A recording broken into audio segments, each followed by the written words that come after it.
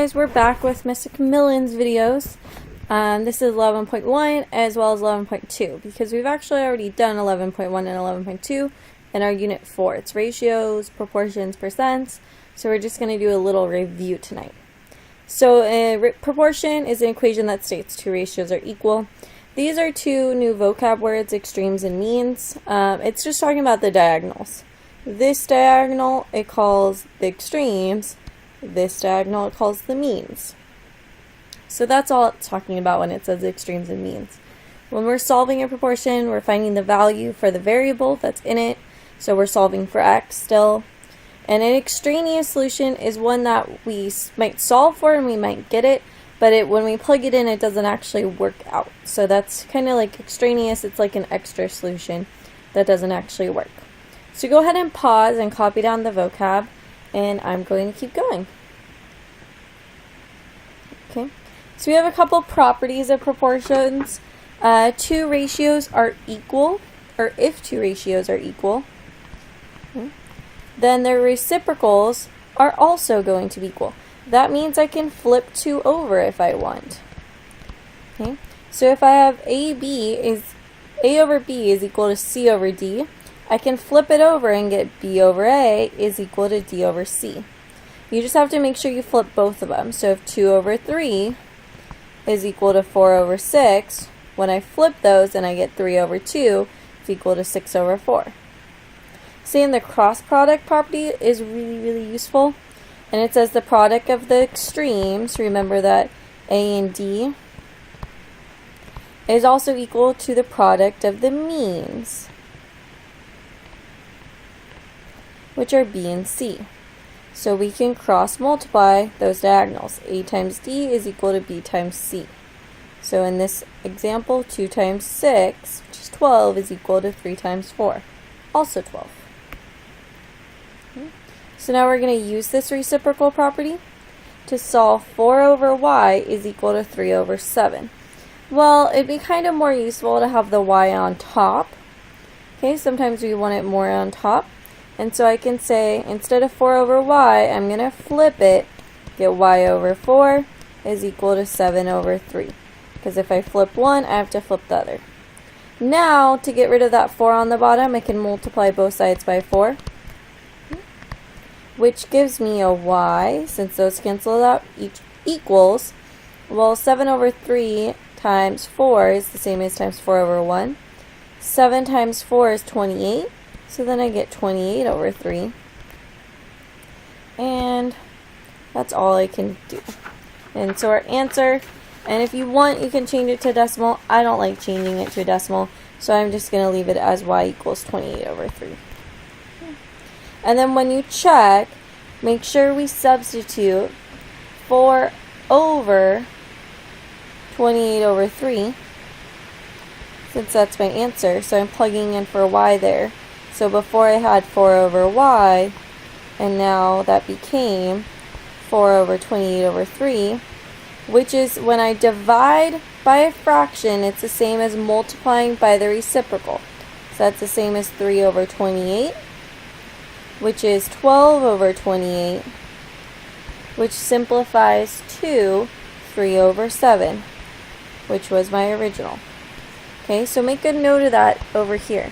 When you divide by a fraction, it's the same as multiplying by the reciprocal.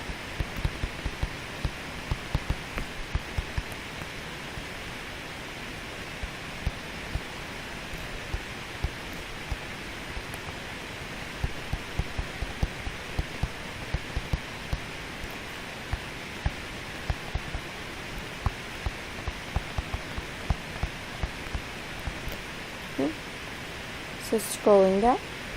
Okay, when we use the cross product property, okay, so there I multiplied, okay, I switched them so I could have the y on top, and I solved by multiplying by that 4 to cancel out. Here, well, I can see I have 2 x's, and I can actually use the cross product property. So it tells me that if I multiply the diagonals, which are x times x, it'll be equal to 16 times 4. Well, x times x we know is x squared. 16 times 4 is 64. And then how do I solve something with a square? Remember, it's radical on both sides. And a radical, which is a square root, cancels out the square. So x is equal to radical 64. Well, radical 64 is a plus and a minus 4. Okay, so the solutions are both positive 4 and negative 4. So I can check these in the original equation to make sure it does work out. So if I say 4 over 16 is equal to 4 over 4, that doesn't actually work out. Oh, because this is 8. I'm so sorry, guys. Radical 64 is 8. That's why it didn't work out for us. I'm losing my mind today. I should go back and edit this, but that's okay. So radical 64 is 8. So when we plug it back in, we should be plugging in our 8. Start over there. So when I plug it in, I should be plugging in, so 8 over 16 is equal to 4 over 8. Well, that is 1/2 equals 1/2, which is true. And negative 8 over 16 is equal to 4 over negative 8. Well, that's negative 1/2 equals negative 1/2, which is also true. So I don't have any extraneous solutions. So my only solutions are 8 and negative 8. And it's always good to check because you never know when an extraneous solution might pop in there. Okay, and a lot of times you can check in your head and you don't need to write the whole check out. And just do a mental check. Okay, moving on to the next page. Okay, we're back with example 3. Okay, so we're solving the proportion x squared minus 16 over x plus 4 and x minus 4 over 3, or equals x minus 4 over 3. When you solve it, you get 2 answers, and actually it's just telling us, and it wants to show us how to check. But before we do that, I actually wanted to show you how they did that, how they got those 2. So first I could say that x plus 4 times x minus 4 by the cross product property will equal 3 times x squared minus 16. Well, when you multiply these 2 out, you actually get x squared plus 4x minus 4x, which cancel out minus 16. And I can multiply this out to get 3x squared minus 48. So then I'm going to subtract 3x squared from both sides, and I get negative 2x squared minus 16 equals negative 48. And then I'll add 16 to both sides, so I get negative 2x squared equals, let's see, 32. Negative 32. Divided by negative 2. And you will get x squared equals 16. And then you take the radical of both, and that's how they got that plus and that minus 4. Okay, so that's how you would solve that. And we'll get to solving more complex equations and ratios and proportions like this, but don't worry about it for now. But that is how they got that plus and that minus 4 that they have right here as solutions. Now they want to show us how to check both by plugging them both in. So first I had x equals 4. So I have x squared minus 16 over x plus 4 equals x minus 4 over 3. So wherever I see x, I'm going to put in that 4. Okay. Well, 4 squared is 16. 16 minus 16 is going to be a 0. So on the left, I'll have 0 over 8. And on the right, 4 minus 4 is obviously 0 over 3. So 0 over 3, well, 0 does equal 0. So 4 is a solution. But look what happens when I plug in negative 4. Negative 4 squared is 16 over negative 4 plus 4. I'll put in negative 4 minus 4. So 16, oh, sorry, that should still be a negative 4. I didn't square it yet. But when I do, I get 16 minus 16 is 0. Negative 4 plus 4 is 0, so 0 over 0. Negative 4 minus 4 is going to be negative 8 over 3. Well, those clearly don't match. And I can't really have a 0 on the bottom of anything. It actually doesn't work out. So this definitely does not work out. So negative 4 cannot be a solution. Okay? So that means that it must be what we call extraneous. Okay? Because the check results in a false statement. 0 over 0 does not equal negative 8 over 3. So the only solution is x equals 4. Go ahead and try some of these on the bottom. I'll do a couple with you. So the first one, well, 9 times 5, that's going to be a 45. Equals 4 times y. Well, to get y by itself, I can divide by 4. And you can just leave it as y equals 45 over 4. I can't reduce. Looking at this one right here, I'll do number 5. Well, I have y times 2y plus 1. Well, y times 2y is 2y squared. Y times 1 is y, which will equal 3 times 5, 15. Well, to solve this, you guys should be really good at this.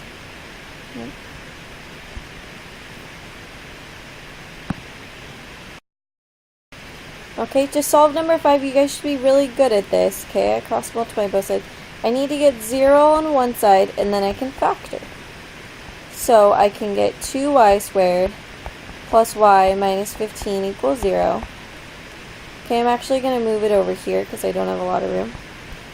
So you have 2y squared plus y minus 15 equals 0. Well, I know I can factor, but I need to put an a here. And an a here, all over an a. And I need, that'll still equal 0, two numbers that add to 1 and multiply to negative 15.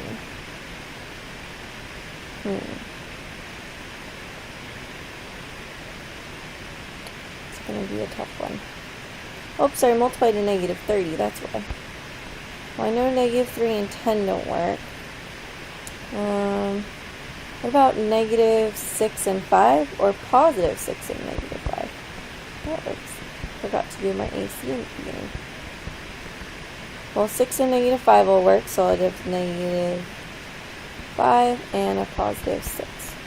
Well, I know I can take out a 2 here, so then I have 2y minus 5 times 2 times y plus 3 over 2. Still equals 0. Well, my 2 cancels out, so I have 2y minus 5 equals 0. Y plus 3 equals 0. So y will be a negative 3 here, and y will be a positive 5 over 2 here. So then your two answers will be y equals negative 3 and y equals 5 over 2. But to make sure that they check if it's extraneous, you can check in your head. Well, 3 over negative 3 is negative 1. 2 times 5 over 2 will be 5, plus 1 will be 6.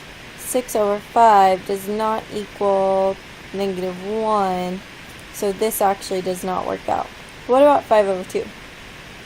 3 over 5 over 2 will become 6 over 5, and this will become a 6 over 5.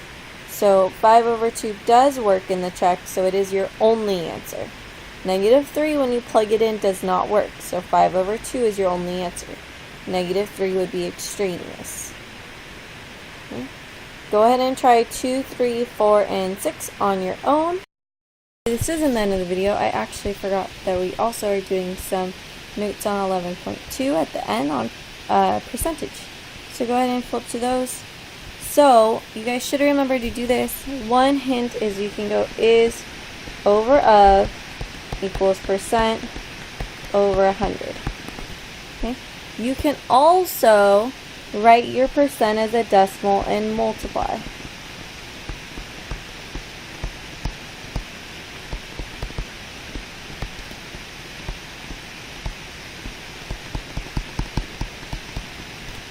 That only works if you have an is, though, not if you have the of. So what is 65% of $220? So it'll be 65% of, so 220 is your of. Okay. And we don't know what our is, and whatever has the percent, okay, is going to go over the 100, so it's 65 over 100. So for my is, I'm going to put in an x, actually. So now I have 220 times 65, which should give me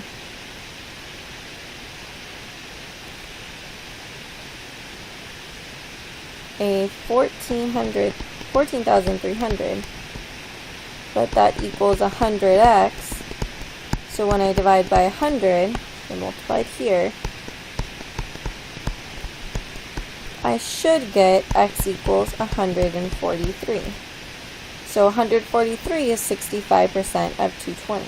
You also can go 220 times 0.65, and that also will give you the 143. Since 0.65 is 65% of the decimal, that's the same as 65 over 100. So let's do 46.5 is 30% of what number? So 46.5 is your is. We don't know our of, and it's 30 over 100. This one, the decimal doesn't really work as well. You'd have to divide and go a different direction. So I like this method more. So x times 30 will be 30x equals 100 times 46.5, which will be 4,650. So I'll divide that 30 away.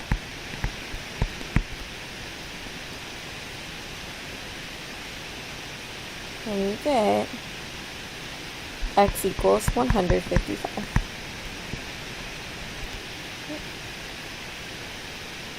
Now I want to know 196, so is our is. What percent of 140, that's my of, it'll go on the bottom. We don't know our percent, so that's our x over 100. So it gives me 19,600 equals 140x. So I'm going to divide both sides by 140.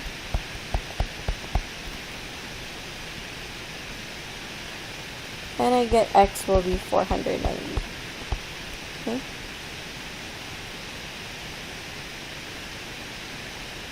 Oh, that actually doesn't make sense. I think we might have done our math wrong.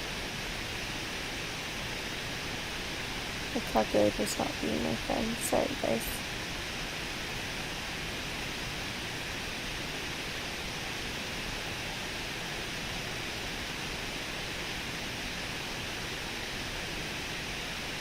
Should be 1.4. Oh, that also doesn't make sense.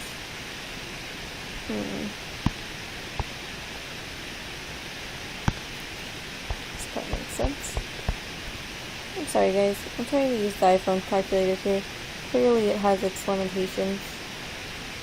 Divided by 140 does not equal 1.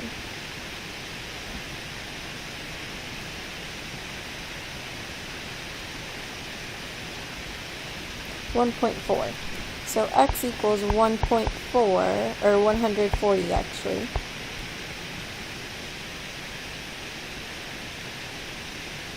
So it is 140%.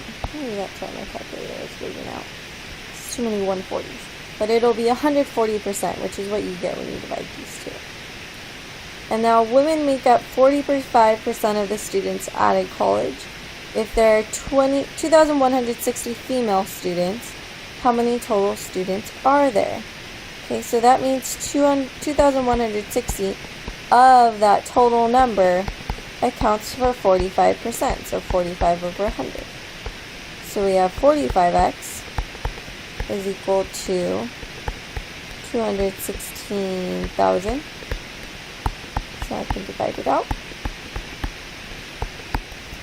So you get 216,000 divided by 45, and it'll be 4,800 people. So you have 4,800 total students at the college. Okay, now you are done with this lesson.